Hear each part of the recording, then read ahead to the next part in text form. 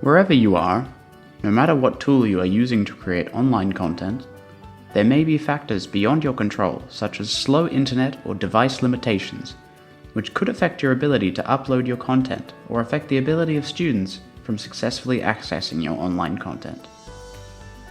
To overcome this, depending on your internet or device limitations, several options are available using Echo360's Universal Capture.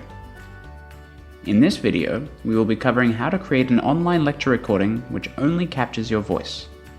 Open the Echo360 Universal Capture application. Make sure your capture will be saved in your appropriate Echo360 classroom. Disable any visual inputs. Check your microphone has been detected and functioning by speaking. You should see bars being generated. Once ready, press the red capture button to begin recording and proceed to conduct your lecture.